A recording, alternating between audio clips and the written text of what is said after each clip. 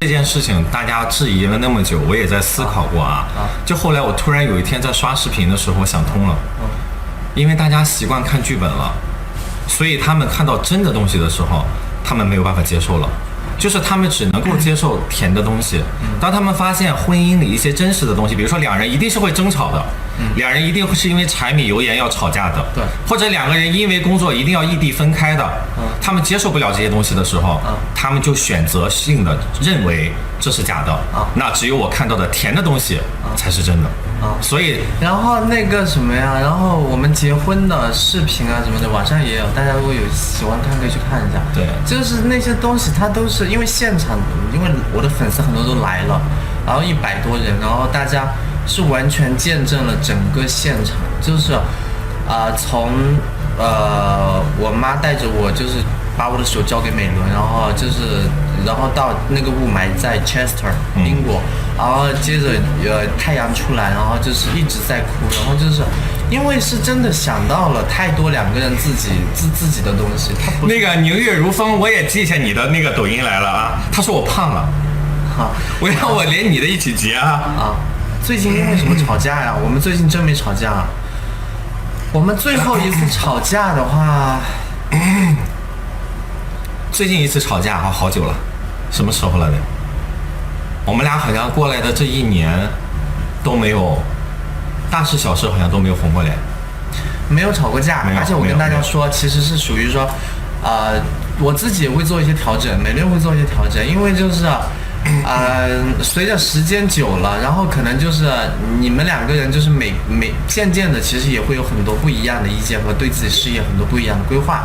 那比如说最实际的一个情况就是，比如说美伦有时候工作忙，她可能就不能再像以前那样那么多时间的7乘24小时的陪着我。是。那前几年，比如说我自己会觉得为这个事情，我会为这个事情跟他吵，然后我们两个也只为这个事情争吵过，别的什么都没有。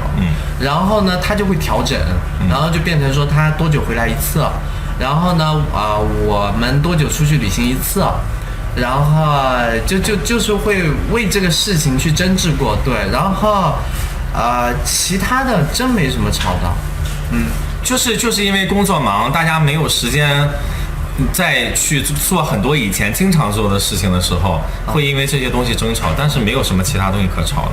对。你说鸡毛蒜皮的生活中的小事，我们俩很少因为那个红脸。对。而且我自己个人觉得，我跟大家讲，就是其实那天我还跟美乐讲，我觉得其实每个人都是一个场，就是你知道，比如我们今天在这里看直播的每个人，你们自己都是一个场。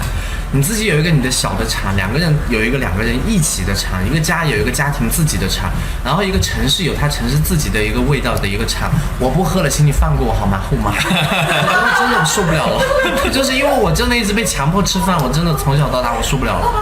然后接着呢，那个你不要再拿了，我跟你讲，冰箱扔出去谢谢。接着呢，然后大家也不要再点外卖送到这边来，我真不吃。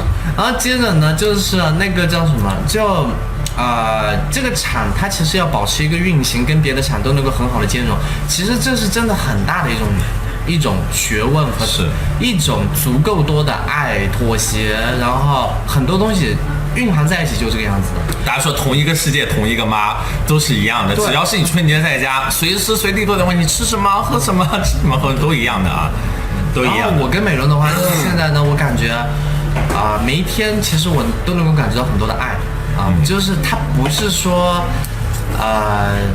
那种叫什么，就是非得是我们两个今天又去烛光晚餐啊什么之类的，因为在一起我们两个就同居也10年了，你们也知道，烛光同居就10年了，然后认识的话都已经20几年，然后两个人已经结婚也结了，我看5年，对，然后所以说就不会再像之前那样，比如说哇你碰我一下，我整个就脸红心跳，然后你今天好像头像改了，然后为什么不跟我商量就改情头等等的，就不会那样，更多的是两个人真的一起未来的很多的一些东西，家庭里面的，对，有一个人说他们认识的那个圈里的朋友，说我玩得很开，在外面是一个玩得很开的人。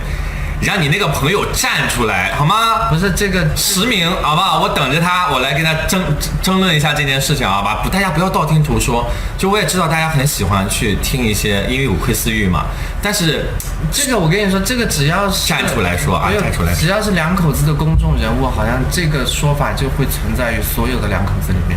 就是说谁谁谁其实他们两口子单独各自玩得很大什么之类的这种说法，你套用到娱乐圈的任何明星都套得上，一定是这样的说法。因为我经常会听到这样的说，我的朋友，我有一个朋友告诉我，我有一个朋友认识他们，我有一个朋友怎么样的时候，对，我听说，我在网上看到的，他们说，据说，网上说，就是来一个实际的好不好？来一个真的人来说，你不要我不搭理，就不要老搞这些东西。就首先第一就是言论自由很重要，我非常尊重这个。就是比如说你说的我不认可，然后如果说你真的很坚持，我只能说可能你对我有误解，然后可能我没有好好的把我介绍给你，然后所以说你对我有一些想象或者说一些猜测，这我都可以理解的，因为就是人都是这样子，就是我在不够了解之前，那我肯定会有一个我自己可能以前的一个投影，一个预设或者我对我这么多年以来，我对很多事情的看法很多次是这样的，最后我看到的，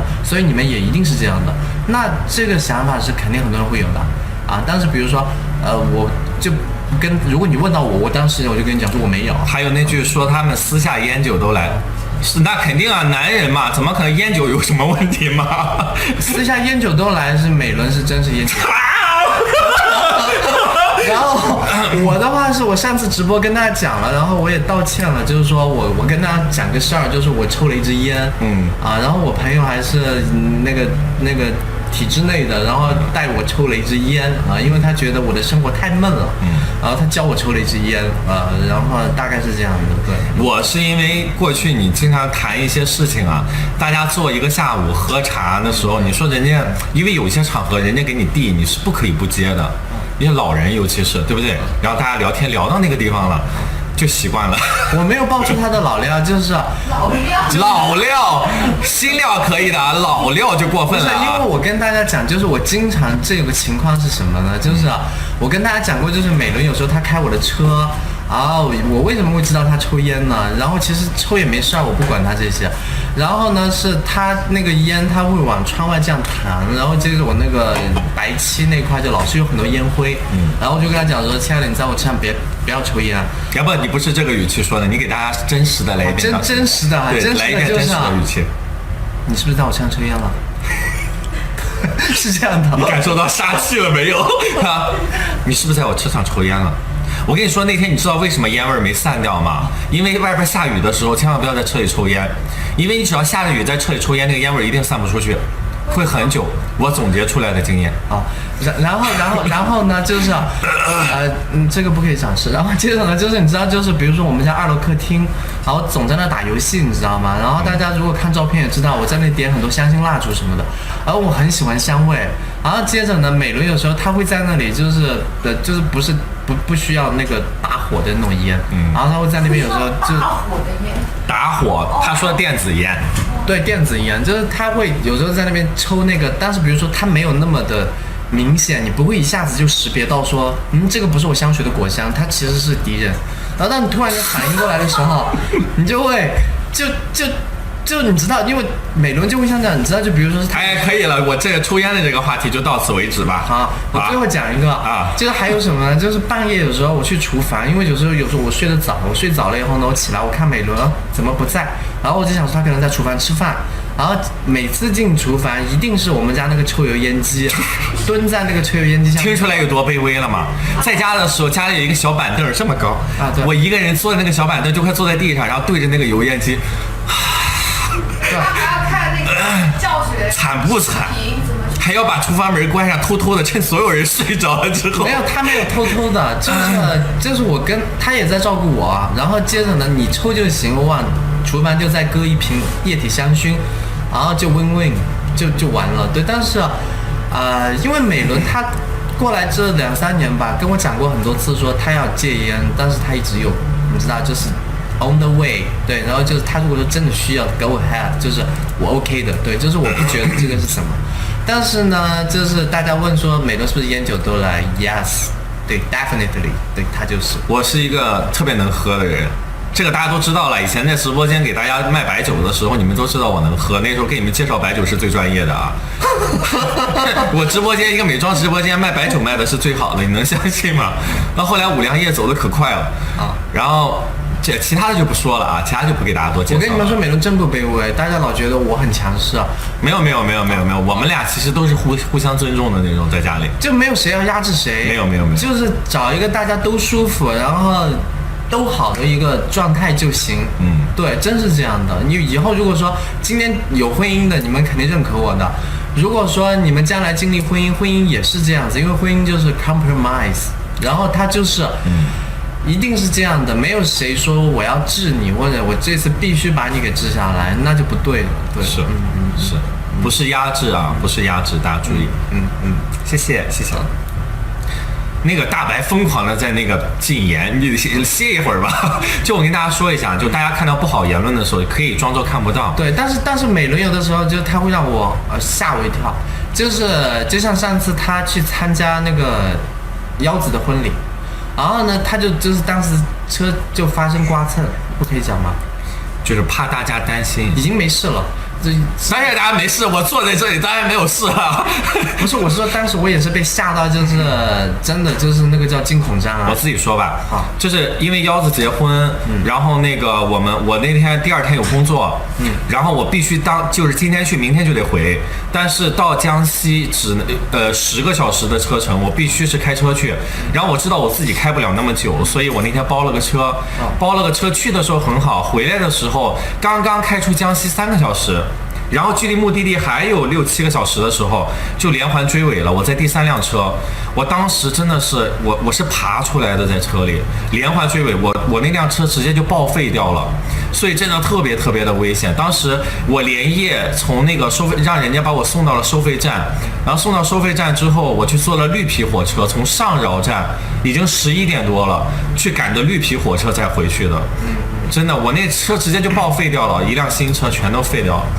然后呢，因为当时他没跟我讲，他怕我担心。然后接着呢，狗子就也在这里，我的另外一个好朋友呢，然后他就跟我讲说，美伦就是那个追尾还挺严重哎，然后接着呢，我就吓了一跳，然后我就立刻开始给美伦打语音和打电话，他当时在忙，他就没接。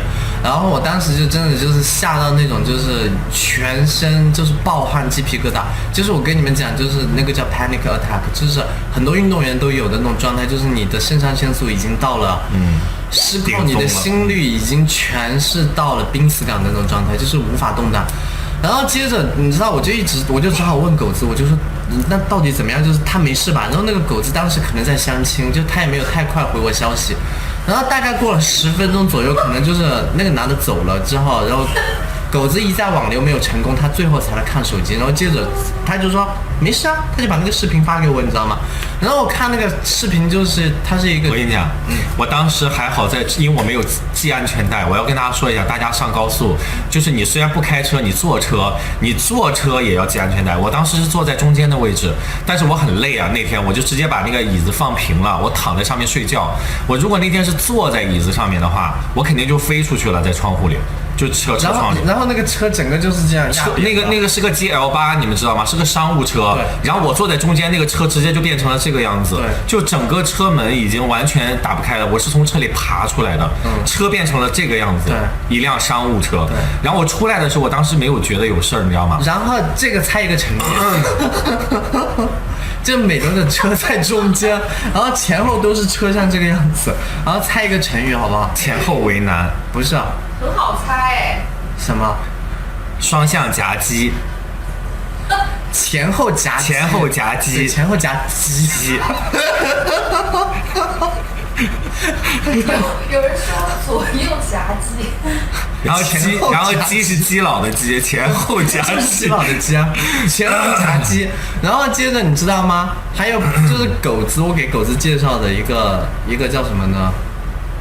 就是一个网友。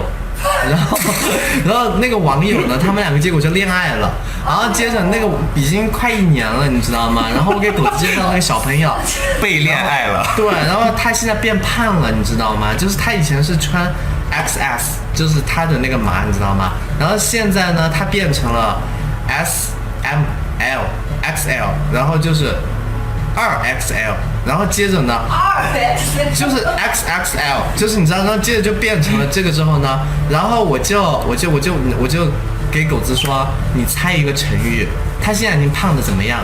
你们能猜到吗？给我拿盘瓜子，我要嗑一下。没事没事，但是这个话题我有参与吗？你有啊，你当时还猜了呀。我还猜对了，我还问你中间隔了几个码。中间隔了几个？对，我猜。我看人家能猜到。哎，他们还真的记得，他们说我们以前记得还有一个梗叫当机立断，不是对，当机立断是朋友去做也是对对对联络对。就朋友如果做鸡了，就不可以再联系了，因为当机立断。